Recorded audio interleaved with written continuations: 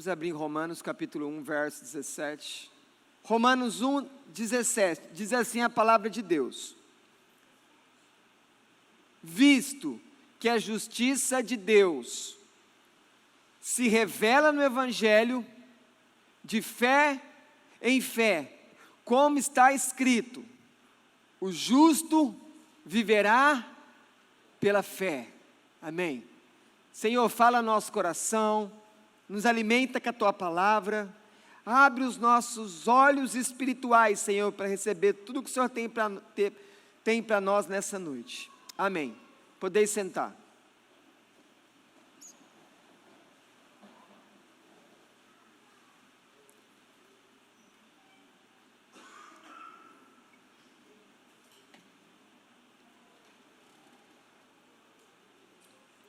Pensando no final desse verso, o justo viverá por fé.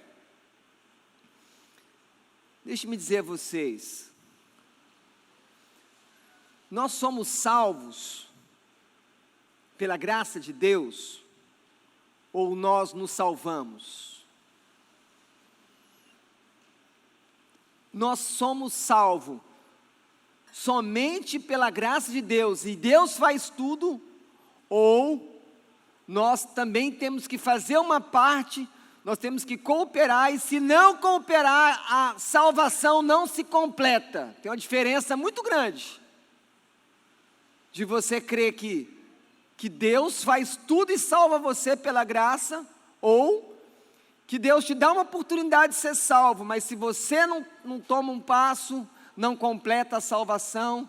E aí também, pensando assim, a salvação depende do homem, isso muda tudo. Qual é o papel da igreja na salvação? A igreja tem algum papel? Será que, como foi dito lá nos primeiros séculos, que fora da igreja não há salvação? É a igreja que salva? É Cristo que salva? Como que funciona isso? Como que nós estamos vivendo isso já em 2000 anos de tradição cristã? E falando em tradição, a tradição da igreja, que tem 2000 anos, ela tem a mesma autoridade que a palavra de Deus? Ou a palavra tem a primazia? Ou a palavra é superior à tradição? Ou não, elas estão na mesma altura. E elas juntas comandam, lideram a casa de Deus. Jesus é o único mediador entre Deus e os homens? Ou tem outro mediador? Ou tem outra maneira de acessar a Deus? Ou será que eu preciso de alguém para acessar Jesus, a partir de Jesus acessar Deus? Será que tem alguma auxiliadora que eu preciso? Alguém que tenha mérito próprio diante de Deus, que seja capaz de levar um pecador mais perto de Jesus, mais perto de Deus? Ou não, só Jesus é o caminho, só Ele é o acesso. Afinal de contas, a igreja tem a palavra, e a igreja dirige a palavra, ou, ao contrário, a palavra dirige a igreja? Quem é o cabeça da igreja? Quem é o cabeça da igreja? Será que algum tipo de igreja, nós podemos ter alguém que seja no final o cabeça? Será que, pensando nos católicos, a figura do Papa é correta ou não? Será que algumas igrejas que se dizem protestantes possuem líderes que têm tanto poder nessas igrejas, que eles já agem como se fossem espécies de papas protestantes e não católicos? O que você responde sobre tudo isso? Porque a maneira como você responder todas essas indagações, todas essas provocações que eu faço a você, nessa noite, me comprometendo a levar você a toda a verdade da Escritura, para que você saia daqui com as respostas. Você precisa, então, pensar nessas questões e responder elas. E a resposta que você vai dar, vai começar a mostrar se realmente você age como um protestante. Será que você realmente entendeu o que aconteceu em 1517 com Martinho Lutero? Será que apesar de você se dizer evangélico, você, na sua teologia, na sua crença, na sua maneira de viver, de se relacionar com Deus, será que você não está às vezes mais próximo do catolicismo do que de ser um protestante, mesmo estando numa igreja evangélica? Será que isso pode acontecer? O que quer dizer a palavra reformado?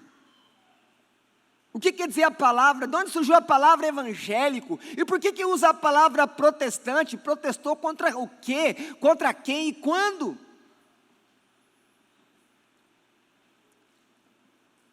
Isso é a nossa história. Essa é a nossa herança.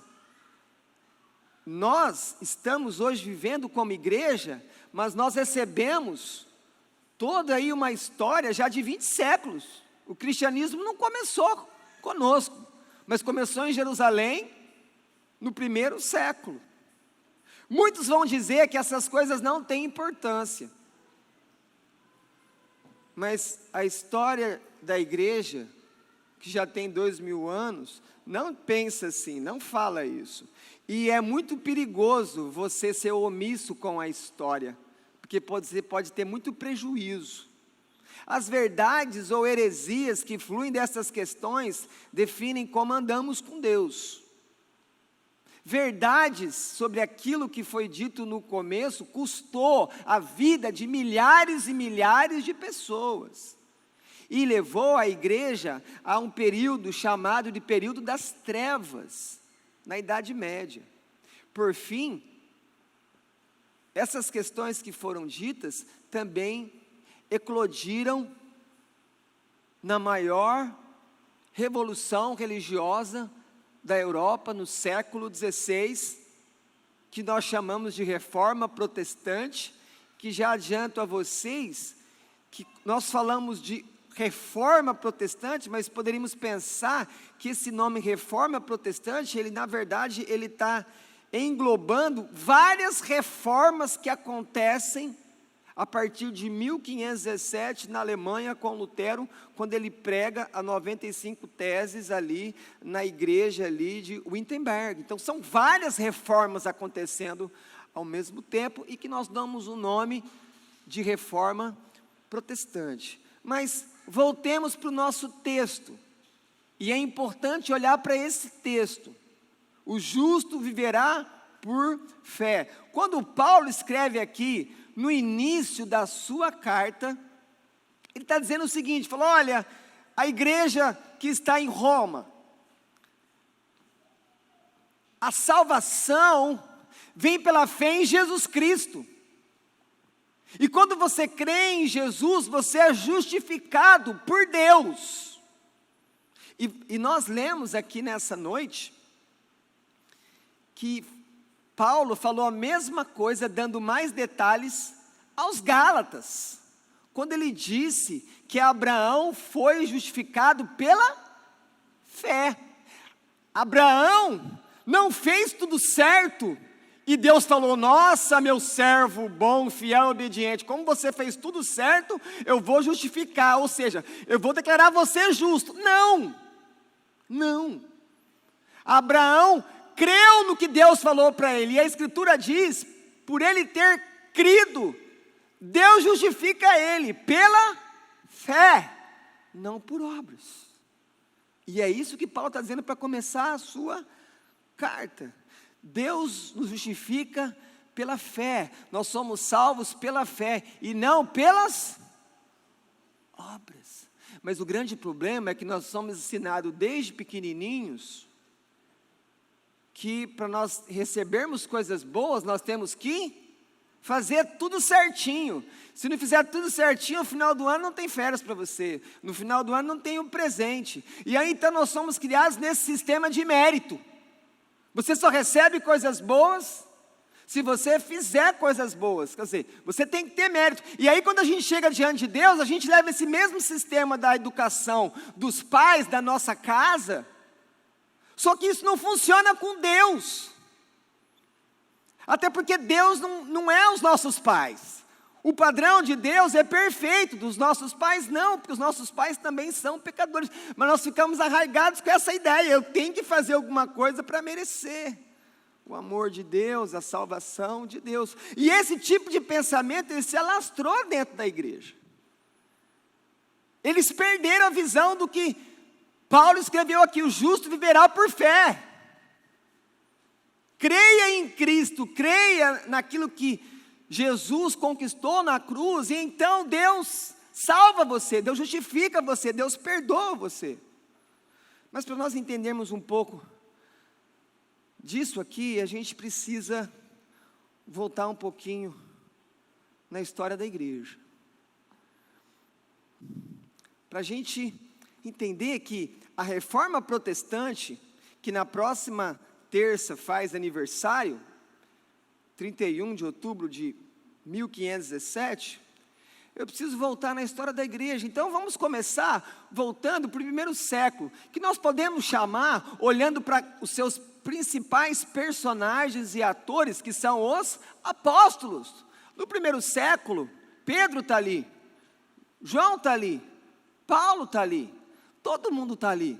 Os apóstolos, que nós também chamamos esse período da igreja primitiva.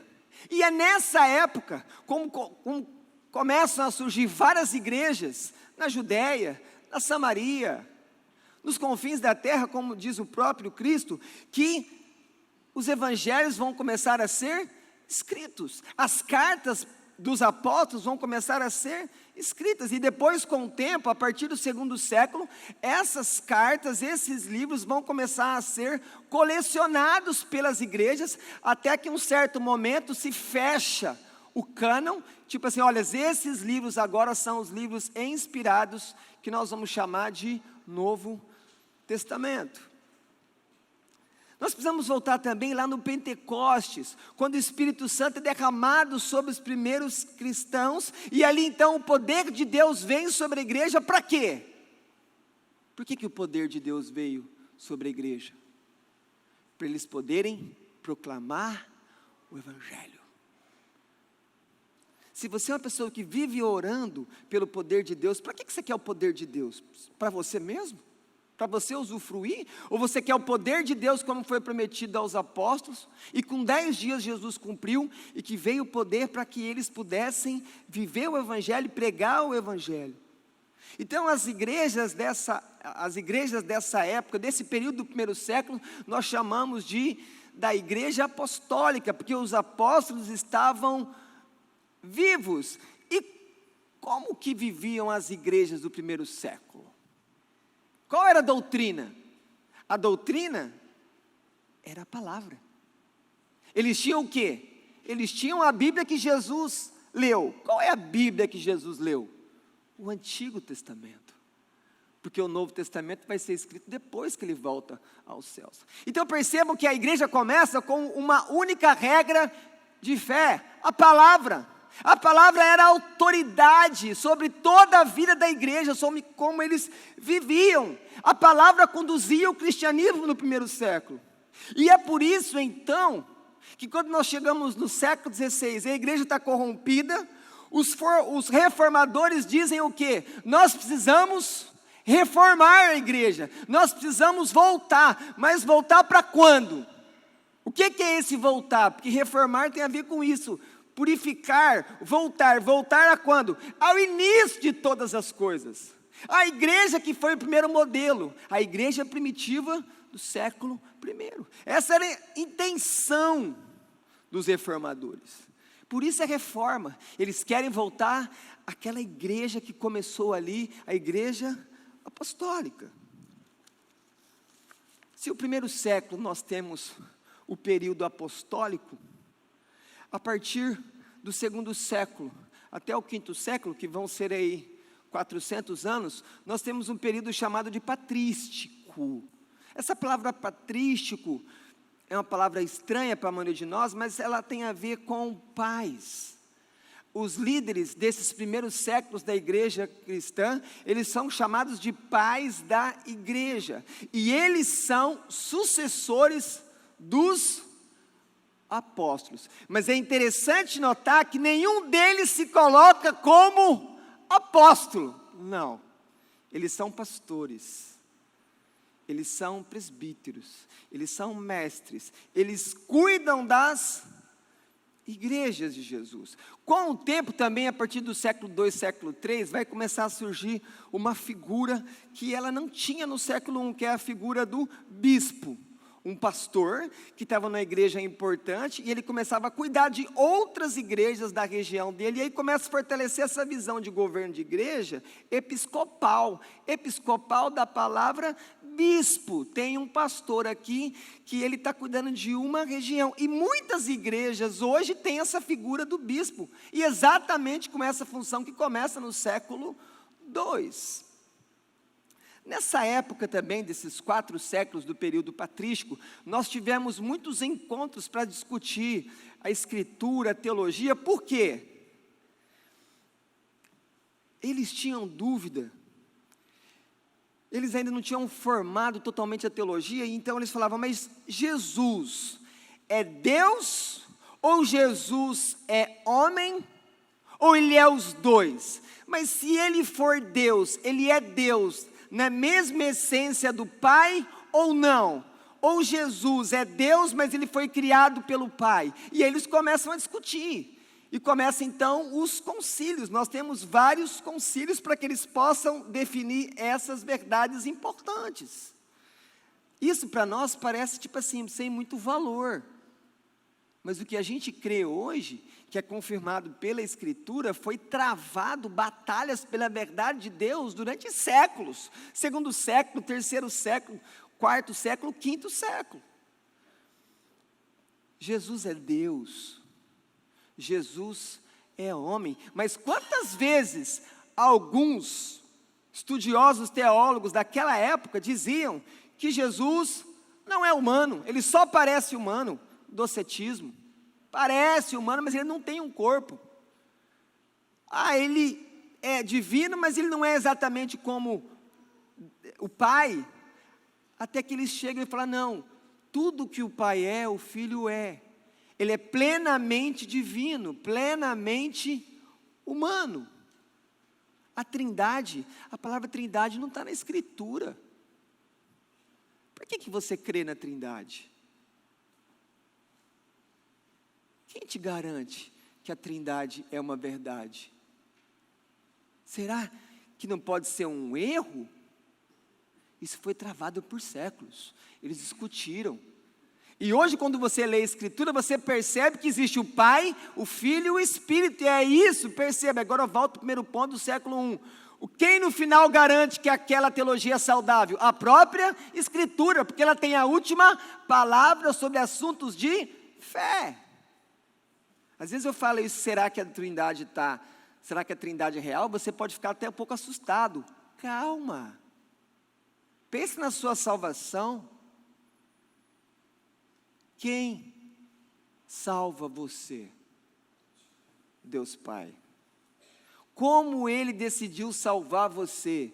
Enviou o Filho para morrer no seu lugar, porque nós merecemos a punição por causa dos nossos pecados, mas Ele nos substitui na cruz, e Ele recebe toda a culpa dos nossos pecados.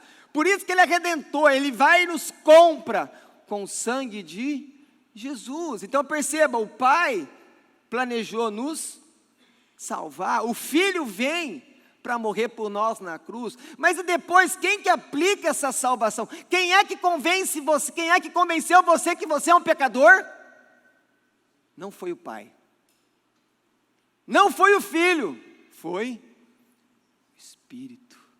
Então percebam, O Pai decidiu salvar, planejou. O Filho vem para morrer na cruz, para nos representar como ser humano perfeito. E o Espírito depois vem aplicar sobre nós as bênçãos da salvação que Cristo comprou para nós na cruz.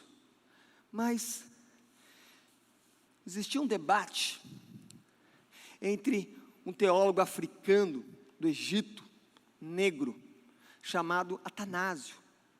E ele então começou uma disputa com outro chamado Ário. E qual o grande problema? Ário dizia que Jesus não era plenamente Deus. E sabe qual que é a má notícia? A maioria das igrejas daquela época estavam concordando com ele. Nós estávamos no 4º século. Ário era predominante sobre as igrejas. E então, esse negro, esse homem que foi diácono e depois se torna bispo, ali no Egito, em Alexandria, ele vai cunhar o seguinte pensamento: somente Deus pode salvar. E ele também diz, baseado nas Escrituras, Jesus Cristo salva, portanto, Cristo é Deus. Isso resume o pensamento. Então, quando ele ia para o concílio, ele ia debater. Chegou um certo momento que o auxiliar dele chega e fala assim: Atanásio, ninguém pensa, ninguém está defendendo isso, você está defendendo que Jesus é totalmente Deus, e Deus como o Pai é Deus, só você, Atanásio. Atanásio, o mundo está contra você. E aí, Atanásio fala: se o mundo é contra a verdade, eu estou contra o mundo. Que frase! Que frase para mim e para você. No mundo cheio de mentiras, de falsidades, de enganos, quando as pessoas querem nos fazer, nos manipular, enganar, pensar como o mundo, lembrar de um herói da fé como Atanásio. E por causa que ele se levanta com tanta convicção e com os textos bíblicos, ele prevalece. E a causa de Ário é derrotada. Mas tem ainda também um outro embate importante na fé, entre Agostinho e Pelágio, agora no próximo século, no século V. Pelágio era um homem que a gente pode até encontrar ele nas ruas de Três Lagoas, e a visão que ele vai falar do homem de Deus, ele poderia ser Pelágio hoje, no século 21. Pelágio dizia o seguinte: o homem é bom. Isso já foi falado até em livros de filosofia. Não, o homem é bom. O sistema, o meio que o corrompe. Isso começou com Pelágio, um britânico. Ele fala ainda que o homem podia não pecar. Ele diz ainda que o pecado de Adão não foi transmitido a toda a humanidade.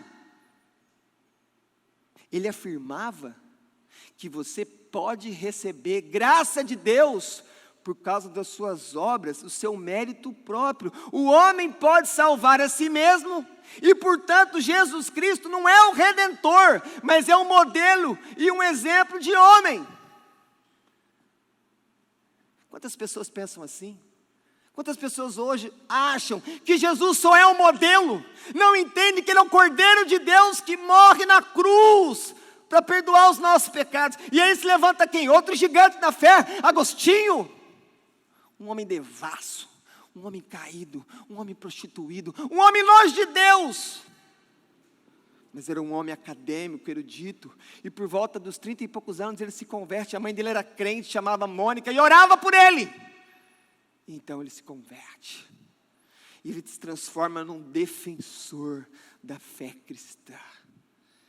E Agostinho vai pelejar contra Pelágio, e ele vai dizer: o homem é mau, o homem não pode viver sem pecar, o homem tem a culpa, porque a culpa, a corrupção veio desde o pecado original de Adão, o pai de toda a humanidade. A graça de Deus sempre é imerecida, é até uma definição, é um favor que eu recebo sem merecer. Só Deus pode salvar o homem perdido. O homem não salva a si mesmo. Portanto, Cristo não é um modelo. Ele é o Redentor. Ele morreu na cruz. Agostinho prevaleceu. As doutrinas de Pelágio foram condenadas pela igreja. Mas chega uma hora que Agostinho morre. Mas os seus sucessores continuam batendo. Mas chega uma hora então que a igreja fala, não, Agostinho não estava totalmente certo. Nós precisamos rever essa situação. E aí então eles mudam, eles saem do pensamento de Agostinho. E eles fazem o quê? Meio Pelágio, meio Agostinho. Vamos mudar, porque Agostinho foi muito duro. Agostinho falou que tudo depende de Deus. Agostinho falou que todo homem é mau, e por causa do pecado de Adão, todos pecaram. E Paulo fala isso em Romanos. Porque tudo aquilo que Agostinho pensava era por causa do estudo dele na Escritura. Mas então a igreja, depois de Agostinho, eles mudam um pouco e falam assim, olha, o homem é capaz de cooperar com Deus na salvação, e o homem, ele para fazer o bem, por mais que Deus tenha que agir, ele tem que desejar. E aí então, eles anulam aquilo que Paulo fala em Efésios, que por causa de delitos e pecados, todo homem está morto espiritualmente. Como que alguém vai desejar fazer o bem a Deus, se ele está morto espiritualmente? Mortos não fazem nada. Mas agora é tarde. Um pouco de Pelágio, um pouco de Agostinho, e a igreja segue. E aí, eu quero mostrar para vocês o que isso representou para a história da igreja. O que aconteceu com a doutrina da igreja a partir da morte de Agostinho, a partir do século VI. Aquilo que nós chamamos como igreja católica. Primeira coisa, surge um líder. E esse líder, ele é uma fonte, e que através dele, da autoridade dele, flui a graça divina para toda a terra. É a figura do Papa, que segundo eles, é sucessor de Pedro. Eles então também criam 7 tipos de sacramentos: batismo, crisma, missa, penitência, matrimônio, ordem, extrema unção, cada um com uma finalidade diferente. Entenda uma coisa, por que tantos sacramentos? Para manter os fiéis sempre dependentes da igreja. Ou seja, não existe salvação fora dos muros da igreja. Percebe então que sutilmente a salvação deixa de ser um monopólio de Cristo e passa a ser da igreja. A igreja agora tem a chave da salvação. Não, a salvação flui somente da cruz de Jesus, não da igreja. A igreja é a reunião daqueles que creem. A igreja é o corpo de Cristo. Mas a igreja não tem poder para salvar, porque a igreja é formada por pecadores que foram salvos por Cristo. E então eles começam a mudar a arquitetura da igreja, até chegar em Constantino, imperador, que que possibilita que haja uma tolerância de que os cristãos pudessem ter os seus cultos, porque antes era só perseguição, e os cristãos morriam, mas quanto mais cristão era morto, mais o cristianismo crescia, porque quem ia querer ser crente nessa época? Só os verdadeiramente convertidos pelo Espírito Santo. E então, eles começaram a arquitetar, a mexer na estrutura das igrejas que eles começaram a ter. Muitos prédios públicos foram doados e se tornaram igrejas, porque o imperador agora se colocava como um benfeitor da igreja. Então aqueles prédios agora pertenciam à igreja. E aí, qual que era a figura central da igreja? Era o púlpito? Não, era o altar. Porque eles criaram um ritual chamado missa. E missa é, toda vez que a gente se encontra, a gente sacrifica de novo Jesus Cristo para Deus. Isso é missa. E se vai sacrificar, eu preciso olhar para o Antigo Testamento, que eu preciso de um altar. E se vai sacrificar, eu preciso de um sacerdote, como tinha no Antigo Testamento. E aí, joga-se totalmente fora o que o autor de Hebreus falou sobre o sacrifício de Jesus, que é único, que é perfeito, que é eterno e eficaz. Mas toda missa, até hoje, é isso. Isso é uma abominação a Deus. Mas aí, tem o altar, tem o sacerdote, está repetindo o sacrifício, mas cadê o corpo?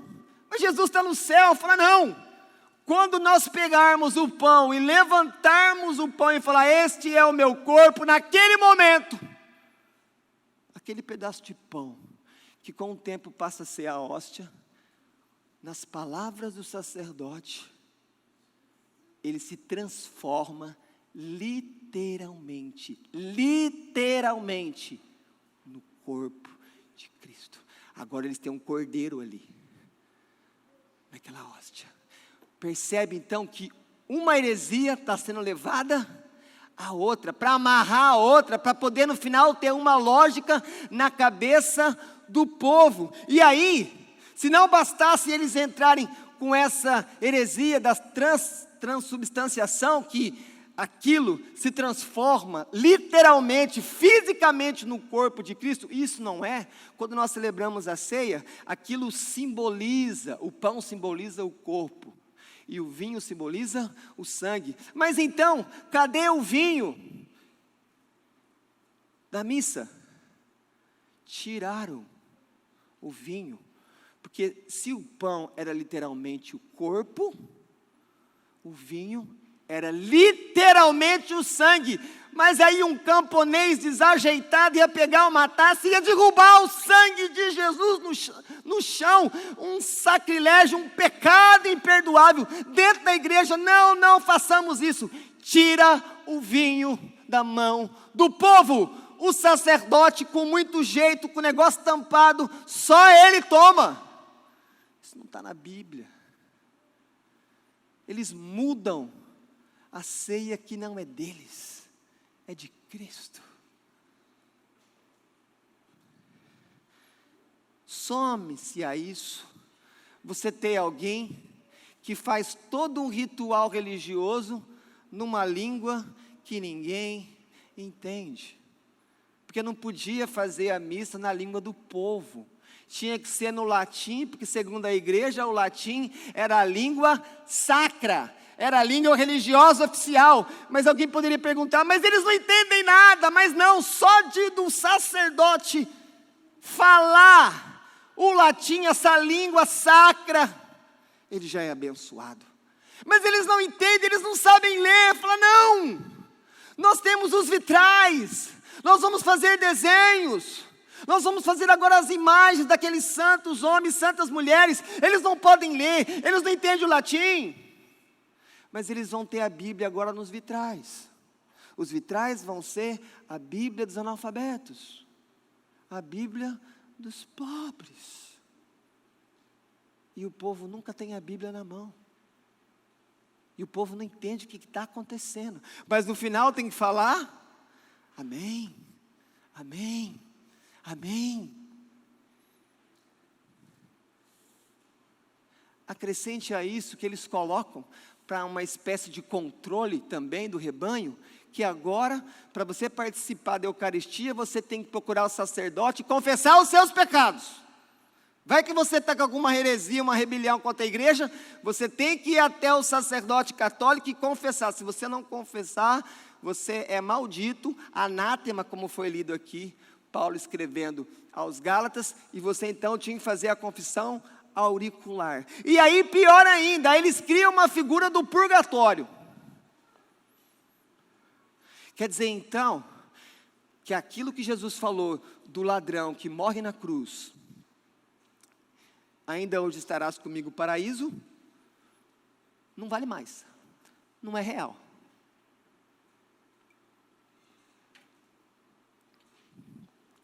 O que é o purgatório? Olha, vocês se batizaram, quando era criança, seus pais batizou vocês, muito bem.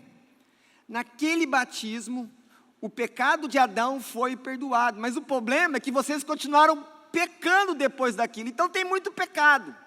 Então não dá para vocês entrar no céu somente na fé em Jesus, vocês ainda têm que pagar um pouco dos pecados. Então tem um lugar aqui, você não vai para o inferno. Para o inferno só vai, ou se o camarada não foi batizado, ou se o camarada cometeu um pecado mortal, tipo homicídio, e não pediu perdão. Aí ele corre o risco de ir para o inferno. Mas fora isso, vai para o purgatório, e ele vai ficar o que ali? Pagando, durante um tempo, a culpa dos seus pecados. Mas cadê a obra de Cristo? Cadê o está consumado? Cadê o perdão? Percebe aqui então que é um pouco de Cristo e um pouco de você mesmo no purgatório, para que você possa se livrar, e aí depois que você completar os méritos, você entra no céu, mas você morreu, e o purgatório vai demorar demais, você já pode ir para o céu, falar, não, mas tem uma maneira de você acelerar o purgatório. Se você procura o sacerdote e manda rezar uma missa em seu nome, se você manda ele rezar por você, você vai acelerar o processo. Quem sabe, se você for uma pessoa afortunada pela bênção de Deus, você pode até mandar construir uma capela, para onde seja rezada as missas, e aí isso aí ele já vai pular direto do purgatório para o céu. E as pessoas faziam isso.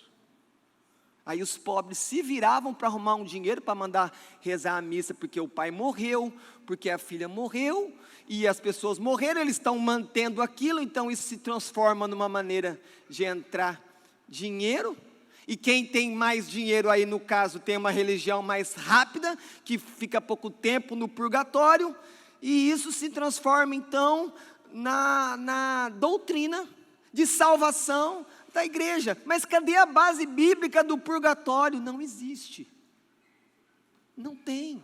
Nem no Antigo Testamento não tem nada sobre isso.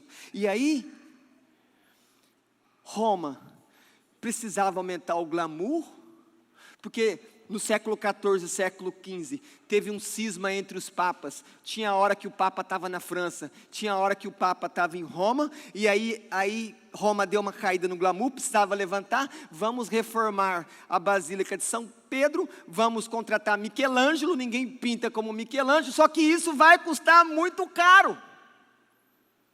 Então, nós vamos começar a mandar emissários, que vão começar a vender as indulgências. A gente escuta muito essa palavra indulgências, mas o que é indulgências?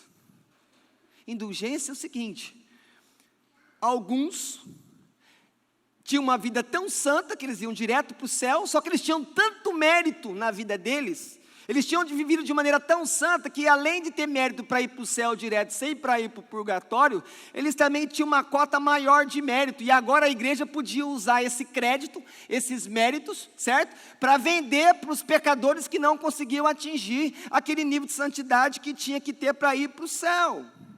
E isso é a venda de indulgência, lembrando, para diminuir o tempo no purgatório. Junto com isso agora surge o que? O culto aos santos, porque era muito difícil ter contato com Jesus, não dava simplesmente para ir na oração até Jesus, um passo de fé. Então não, eu preciso de alguém que seja mais próximo de Jesus, porque Jesus parece que é uma pessoa muito rígida, Jesus é inacessível. Ah, mas tem a mãe, a rainha do céu, então ela pode ajudar, porque se a gente foi até ela nos leva até ele, e ele leva até Deus. E depois de Maria, eles começam a ter outros santos, e aí de repente a igreja fala, ó, vocês vão venerar eles, vocês vão respeitar, e as imagens, mas o povo escutava tudo em latim, o povo não tinha Bíblia. Como que o povo pensava? Eles veneravam? Não, eles adoravam. Então isso transforma no quê? Num sistema de idolatria dentro da igreja. Essa era a teologia da igreja do século VI até o século XV, que nós chamamos de idade das trevas, Idade Média, praticamente 1000 anos. A igreja vivendo dessa maneira. E então, Deus começa a levantar homens. Deus levanta um homem chamado John Wycliffe, professor, acadêmico, preparado, século XIV, Oxford, que já existia à época. Só para vocês saberem, essas faculdades, Oxford, Cambridge, elas foram criadas na Inglaterra para preparar pregadores. Mas hoje, ainda tem os cursos lá dentro, mas muitas vezes são liberais e já foram para outro caminho. E então esse homem vai começar a falar o seguinte na Inglaterra. Ele também começa a pregar, ele fala, olha, a pregação do evangelho é mais importante de qualquer sacramento. Lembre-se, a igreja tinha 7. Cristo é o cabeça da igreja, não o Papa. A escritura é a autoridade única na vida do crente, não a tradição da igreja. A salvação é pela graça, não pelas obras. Ele começa a falar algo que começa a incomodar o clero e a igreja, e ele começa a fazer o quê? Ele começa a pregar em inglês. Ele começa a traduzir a Bíblia para o inglês. Em 1382 eles conseguem completar a tradução, mas era proibido ler a Bíblia em inglês. E a pena era morte. Famílias inglesas foram mortas, porque ousaram desobedecer à igreja e ler a Bíblia em casa. E fazer os cultos, sabe os cultos que a gente orienta vocês? Façam cultos. Então, eles fizeram os cultos. E por causa que eles fizeram no inglês, eles foram mortos. Mas eles buscaram a Deus na palavra. E hoje, nós temos a liberdade de ter a Bíblia, de ter os comentários, de ter tempo, ninguém nos perseguindo, por enquanto, pela graça de Deus, e nós não lemos, e nós não fazemos cultos. Wycliffe é aquele que eu falei nas pregações de semana passada, que depois que ele foi enterrado, alguns anos depois, exumaram o corpo dele e pregaram ele como herege, porque viram a influência que esse homem tinha causado. E aí os estudos deles vão chegar na Tchecoslováquia da época, em Praga, na universidade. Tinha um reitor já no século XV, chamado John Hus, e ele foi influenciado pelos estudos de Wycliffe, e ele começa a pregar a mesma coisa. Chamam ele para um concílio, é uma emboscada, queimam ele na fogueira. Hus, retrate-se, Hus, não posso ir contra a fé, não é seguro. E ele morre na fogueira, cantando, Jesus, filho de Davi, tem misericórdia de mim. Só para vocês terem uma noção, hoje, na República Tcheca, tem um dia só em homenagem a ele, porque mesmo depois da morte dele, aquele povo ali da Boêmia, tudo foi seguindo aquele evangelho que aquele homem trouxe de volta, tirando toda aquela poeira, toda aquela tradição, toda aquela carga, aquele fardo que o homem vai colocando sobre outros homens, legalismo. E são os escritos de Wycliffe, Hus, e também pela dedicação de Lutero, de se voltar para a Escritura, e de começar a ler os livros de Agostinho, escritos há 1000 anos atrás. Ele vai nas fontes primárias, ele fala, não, eu vou ler Agostinho, eu quero entender o que aconteceu com a igreja. E Lutero, ele era muito inquieto, o pai dele estudou ele para ser advogado, mas ele falou, não quero ser advogado. E ele ficava inquieto com as coisas na Alemanha. Aí os líderes religiosos falaram, não, manda esse cara fazer mestrado lá em Roma, manda ele fazer doutorado. Ele ia, estudava. E então, ele cai exatamente aqui, Romanos 1,17. Lutero era um monge, fazia as orações com hora marcada, disciplinada. Ele fala que ele era um monge impecável, mas quanto ele mais tentava agradar a Deus, mais ele murmurava, e no fundo ele odiava a Deus. Por quê?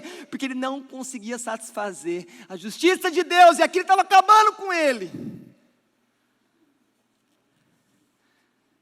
E então, ele diz que ele chega em Romanos, ele chega nesse texto, e ali ele para, e ali ele começa a meditar, e ali ele começa a buscar entender o que Paulo quer dizer com o justo viverá por fé. O que é isso? Eu não entendo isso. E ele fala que meditou, e então ele compreendeu que o homem viverá por fé, pela fé, é que Deus imputa a justiça perfeita dele, a justiça de Cristo, naqueles que creem.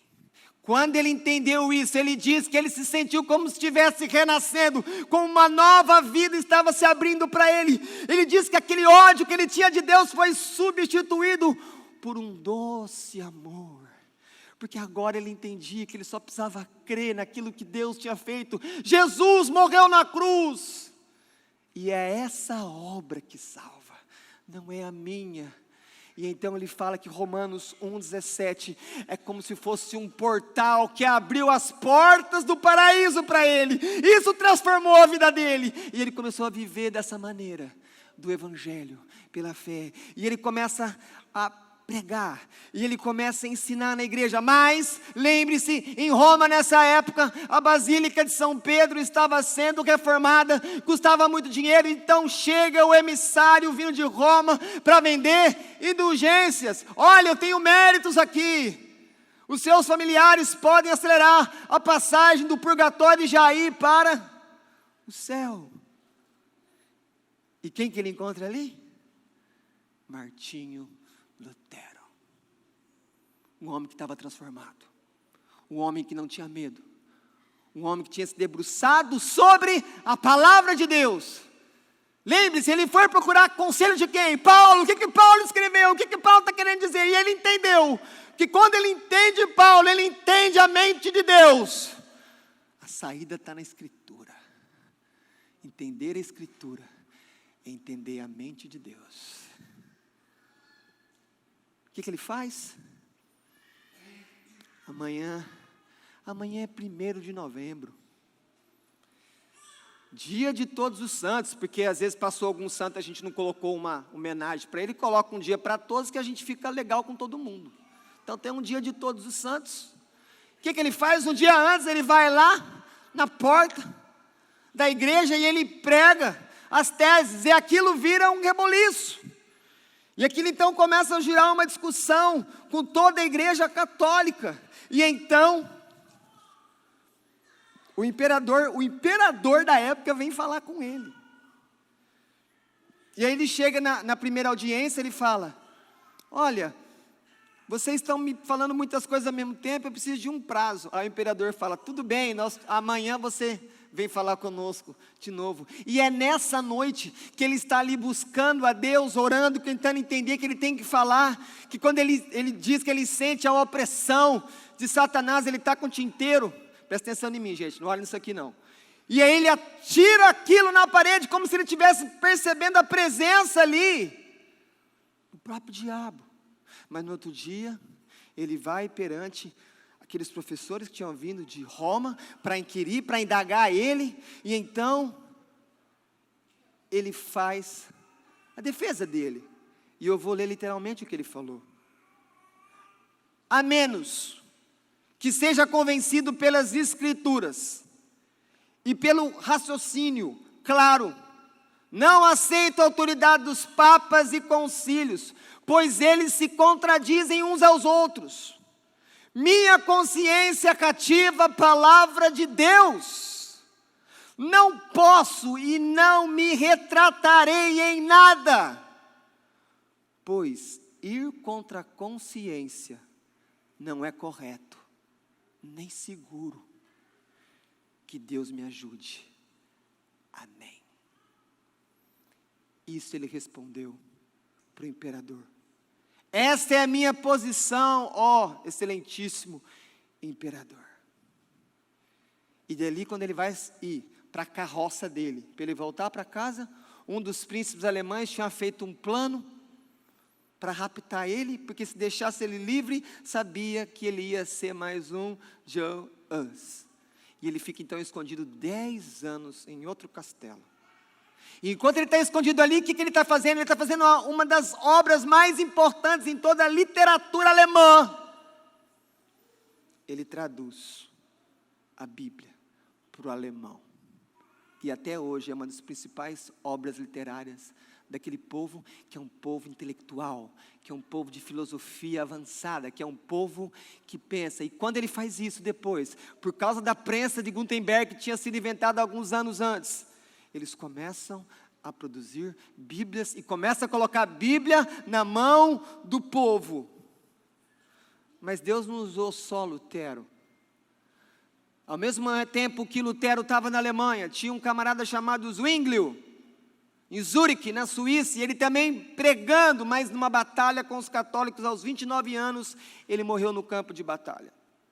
Ao mesmo tempo, em Estrasburgo, na França, tinha Martin Bucer, um homem estudioso, um pacificador que queria fazer a paz, e também ali trabalhando pela reforma. Temos ainda John Calvino em Genebra, um francês que vem corrido de lá porque seria perseguido, e ali em Genebra ele vai fundar a academia, uma das mais importantes escolas bíblicas teológicas desde o tempo de Cristo.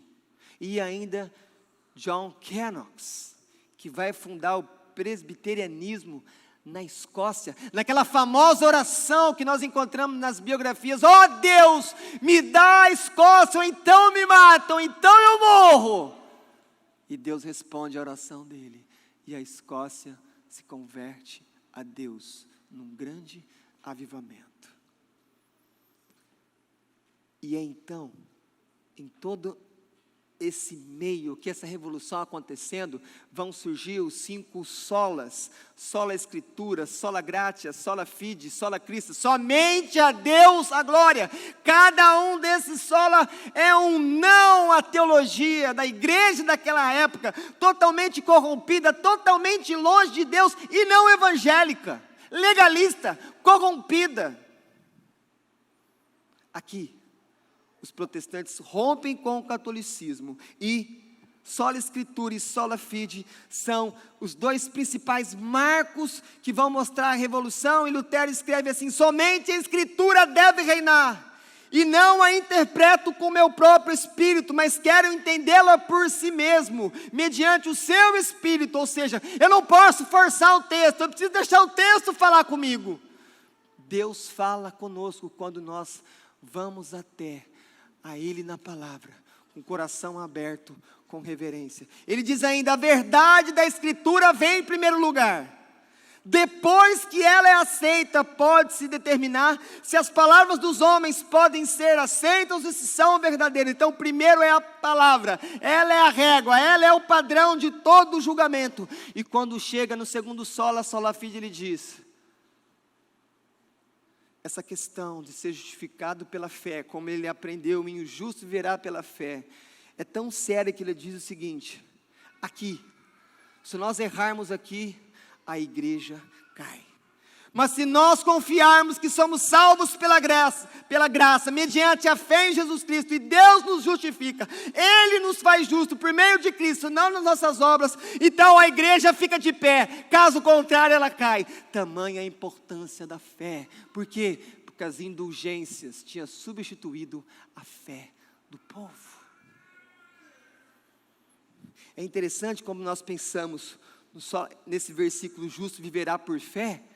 Eu não sei se você já prestou atenção quantas vezes essa expressão acontece no Novo Testamento. Eu digo a você: Romanos 1,17, Gálatas 3,11, Hebreus 10,38 e a primeira citação, Abacuque 2,4, 4 vezes. É uma coisa importante. E quando nós lemos Gênesis 15,6, quando Paulo cita, quando ele fala Gálatas 3, ele está falando que Abraão foi justificado por causa da fé. Isso mostra um ponto importante, e aqui está o coração da reforma: a justificação pela fé. Deus salva você pela fé. A tua obediência não te salva. Fazer qualquer coisa não vai te salvar, mas o que o Cristo fez por nós, e a morte dele na cruz é suficiente para nos salvar. Creia, esse é o Evangelho. Você que me ouve nessa noite, esse é o único passo que eu tenho que ter até a salvação oferecida em Cristo por Deus. É o passo de crer em Jesus, naquilo que Ele fez. Nós somos corrompidos, nós somos fracos, nós desviamos com facilidade. Se você acha que você pode confiar em você, olha para a história da igreja, olha quanto desvio, quanta heresia, quanta coisa errada. Por quê? Porque eles seguiram seus próprios corações, eles abandonaram a palavra. Mas como o próprio Lutero respondeu quando perguntaram: Lutero, como é que você fez isso? Lutero responde: eu não fiz nada, a palavra fez tudo. Ele entendeu que o poder está na palavra. Se você for para todos os avivamentos do Antigo Testamento, todo avivamento ele começa pela palavra. É a palavra que aviva a sua vida, é a palavra que pode mudar a vida dessa cidade, é a palavra que pode mudar a vida da nossa igreja. Somente a palavra, não há outro meio. Me deixa esclarecer algumas coisas que talvez você nunca parou para ouvir ou para estudar. Primeiro, então quando surge a reforma na Alemanha com Lutero, vão surgir os luteranos. Mas os luteranos, na verdade, esse nome, são os católicos sendo jocosos com eles. Ah, vocês são os luteranos. Jamais Lutero fez isso. A igreja luterana na Alemanha é a igreja evangélica.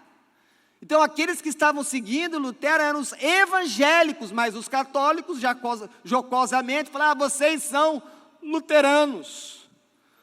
Um outro nome, reformados, surge com Zwinglio, Calvino e Martin Bucer. Por que reformado? Querem voltar à igreja primitiva, à simplicidade, e eu vou detalhar essas marcas daqui a pouco.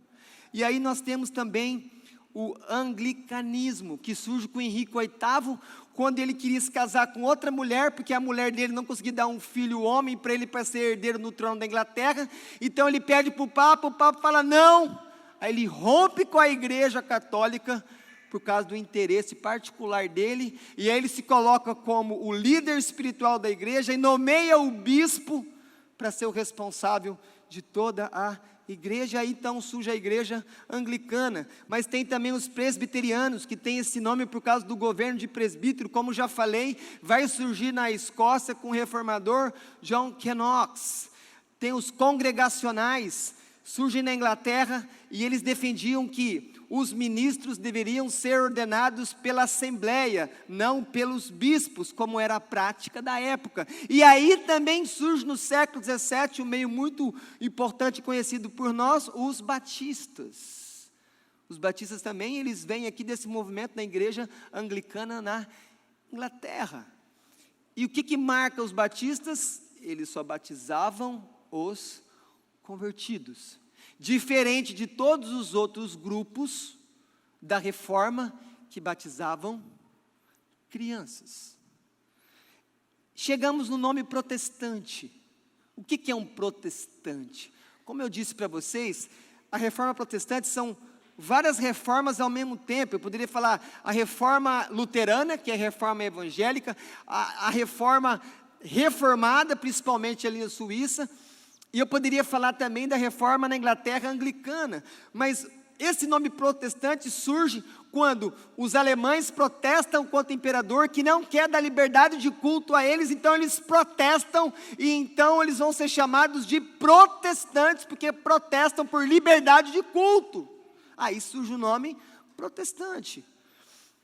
O nome calvinista, agora são os luteranos, que olham para os reformados, olham para o seu líder Calvino, e começa jocosamente também chamar eles de calvinistas, mas o nome era reformado. E uma outra questão histórica. No século XVIII, vai surgir John Wesley. um pregador anglicano, mas que sai da igreja, e a partir dele vai começar a igreja metodista. E da igreja metodista, que vai chamar de movimento wesleyano, vai vir os pentecostais. Todos os pentecostais vêm dos metodistas, os metodistas vêm da igreja anglicana, e a anglicana é uma das alas que está dentro da reforma protestante. No final são todas denominações diferentes, mas todos vêm ali daquele mesmo tempo. Chegamos então a Calvino em Genebra. Calvino, quando alguém quer falar mal dele, ele vai falar assim, ó, Calvino permitiu queimar a Servete em Genebra, porque ele teve uma grave heresia. Calvino não defendeu queimar ele na fogueira, mas esse tipo de decisão não cabia à igreja na época, cabia ao governo civil, cabia aos magistrados, eles decidiram a pena. Mas deixa eu falar um pouquinho para vocês o que Calvino, à frente do púlpito, na igreja de Genebra, uma cidade aí que deveria ter de 10 a 12 mil pessoas, deixa eu falar para vocês o que o evangelho pregado ali, através de Calvino e os pastores que estavam com eles, o que eles fizeram nessa cidade, no século XVI, na Suíça. Primeiro, assistência social aos necessitados, sem discriminação de nacionalidade. Bolsa Família, ele tinha lá uma ajuda. Ajuda e cuidado com a saúde popular através de um programa de visita médica domiciliar. Os postinhos aí tem os médicos do lar, ele tinha lá 500 anos atrás. Esforços do governo para capacitação profissional, Senai, SESI, ele tinha também, eles montaram na cidade. Combate ao desemprego com oferta de trabalho pelo governo. ênfase no amparo aos pobres, idosos e desamparados. Luta contra o luxo em relação aos pobres. Escute isso. Simplicidade na vida dos líderes das igrejas e dos políticos da cidade, porque existia muito pobre. Vivamos uma vida simples para dar exemplo. Tem mais. Limitação dos juros nos empréstimos. Juro abusivo é pecado, mas cobrar um juro faz parte do sistema econômico monetário. Forte combate à especulação, ataque frontal à escravidão, combate à bebedice e grande esforço. E aqui tem um ponto diferencial, ali começa a educação pública para todos. Então nós precisamos parar de, por causa de um ato que não coube diretamente ele a decisão, falar mal de alguém que em 1557 enviou missionários para esse país, que chegaram então à Baía de Guanabara e realizaram o primeiro culto protestante nesse país, e realizaram a ceia do Senhor. Enviados missionários huguenotes vindo lá de Genebra, enviados por Calvino, e depois eles são presos, depois são executados, eles fazem a primeira confissão de fé, antes até das europeias, que é a confissão de Guanabara. Esse é Calvino, que muitos não conhecem. Não é simplesmente um teólogo, ele é um pastor, ele é preocupado com a vida da cidade. Por quê? Porque ele tem uma visão, que na visão da fé reformada, o evangelho transforma tudo. O evangelho transforma o coração do homem, mas também o coração do político, do médico, do professor, do pregador, da família. Essa é a visão de fé reformada. Todas as coisas têm que ser colocadas de acordo com a palavra de Deus. O que é um reformado? Fala-se muito. Você já pode começar a falar, não, reformado é alguém que se coloca como parte da reforma protestante a partir de 1517, que tem várias reformas diferentes, mas a ideia dele é o quê? Eu quero voltar à simplicidade do cristianismo do primeiro século. Cultos conforme a palavra, simplicidade na pregação. Mas eu quero colocar algumas coisas aqui. Primeiro, na fé reformada, uma das coisas que é mais importante é uma forte consciência de que Deus é trino. O Pai, o Filho, o Espírito. Eu acabei de explicar para vocês como funciona na redenção. Quando você pensa no credo, o credo apostólico lá feito pelos apóstolos, como que é o credo apostólico? Creio em Deus Pai, creio no Filho, creio no Espírito Santo. Aquele credo ali está mostrando o que para nós? A Trindade. Então uma coisa que é cara para um reformado, que ele não olha só para o Pai, ele não olha só para o Filho, não olha só para o Espírito, ele olha para o Pai, para o Filho e para o Espírito. O nosso Deus é trino, mas somos monoteístas, um único Deus. Uma segunda coisa importante para quem se diz reformado: Deus é soberano. A vontade de Deus prevalece sobre todas as coisas. A gente acha que é soberano, mas quando as coisas ficam difíceis, a gente já coloca em dúvida isso. Mas como diz o Pai Nosso? Como que é o final do Pai Nosso, igreja? Seja feita a tua. O Pai Nosso aponta que Deus é soberano sobre todas as coisas. O reformado também, ele não tem uma visão pessimista da criação. Por mais que o pecado distorceu todas as coisas, ele ainda consegue enxergar a beleza na criação. Ele valoriza o corpo, não apenas a alma. E ele sabe que a própria criação está gemendo, esperando a volta de Jesus, mas ele vê beleza, ele dá valor na arte, ele dá valor na cultura, porque ele sabe que tudo tem que ser feito para Deus. Uma quarta característica do reformado: centralidade na cruz. O evangelho pode ser resumido na morte e ressurreição de Jesus, a morte vicária de Cristo. Ele morre em nosso lugar, ele sofre a condenação e nós recebemos perdão. Reformado? O reformado não é um pelagiano que diz que o homem é bom. O reformado, ele coloca que ele é corrompido, ele é filho de Adão, ele é corrompido em toda a sua natureza, em toda a sua vontade, ele não consegue fazer o bem, porque Adão comeu do fruto da árvore do bem e do mal. Não conseguimos fazer o bem e fazemos o mal.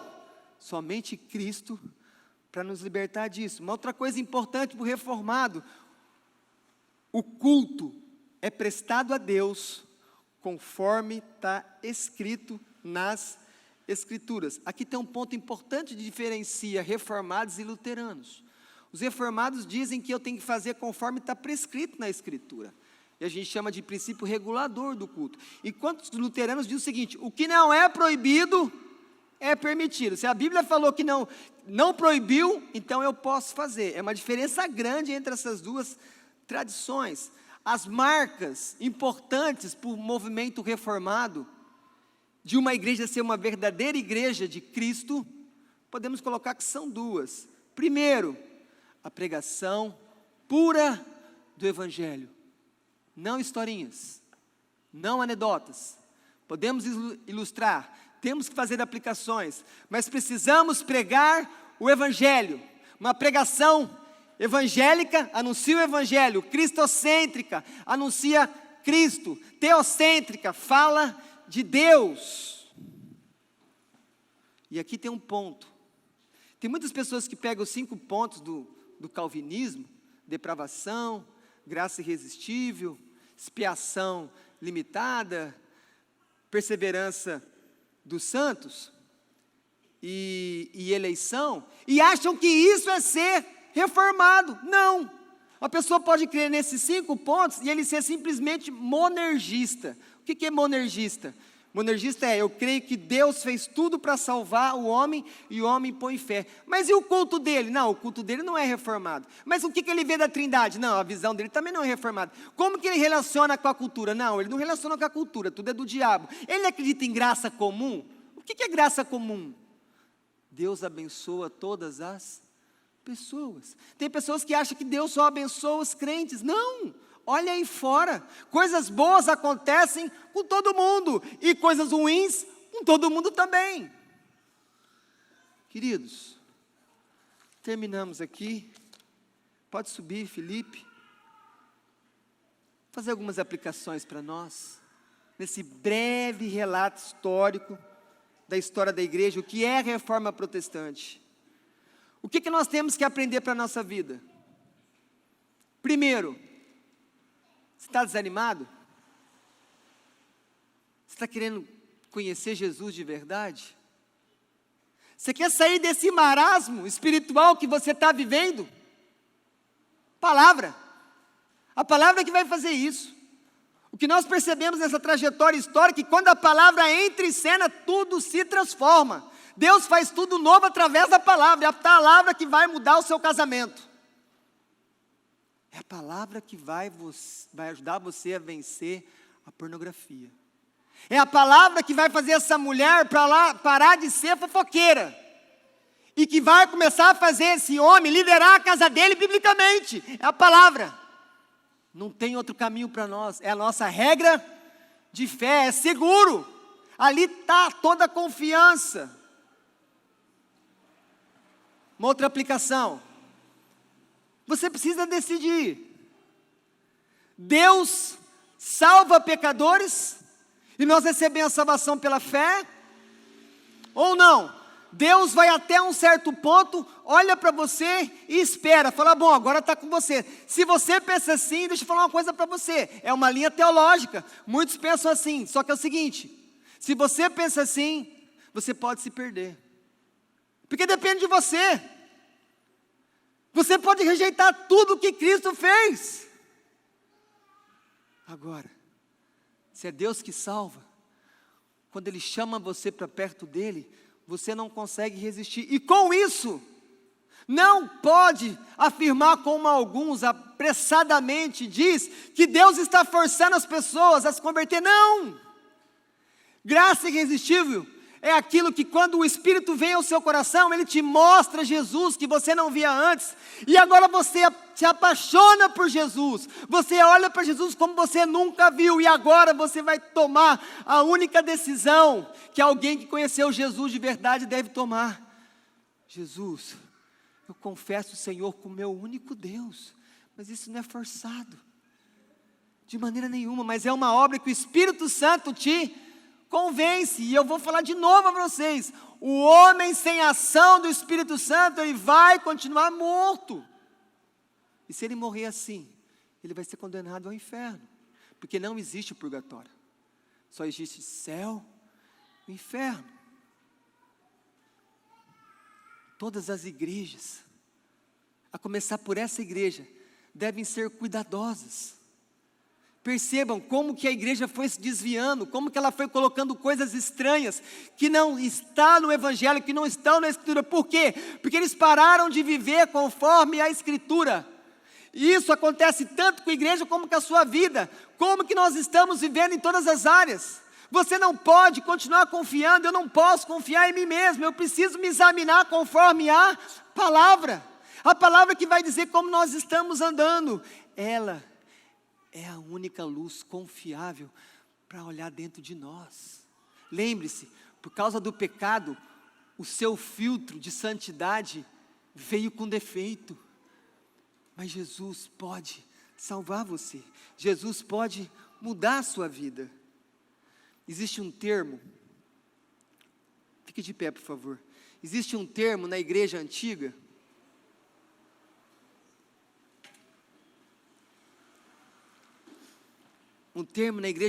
nos primeiros séculos, que eles falavam assim, que o cristianismo, ele renasce quando a gente se volta para a palavra. E também um termo que foi cunhado na reforma protestante, igreja reformada, sempre reformando.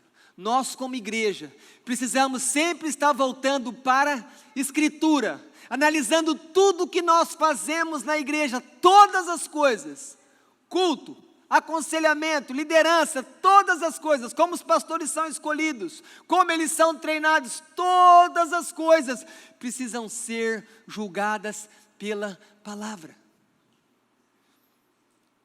Mas e você? E o seu relacionamento? E o seu casamento? E a criação de filhos está sendo conforme a palavra? Nós estamos trabalhando nos lugares que Deus nos colocou conforme a palavra?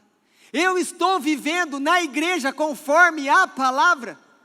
Como está o meu coração? Ou como escutei dias atrás, numa reunião, ou o meu coração está no automático, se o seu coração está no automático, essa noite é para você buscar o renovo do Senhor na palavra. Não tem superstição, não tem caminho fácil, o caminho é da palavra. A palavra salva, a palavra transforma, a palavra é que veio sobre aqueles homens no século XVI, e então aconteceu a maior revolução da história.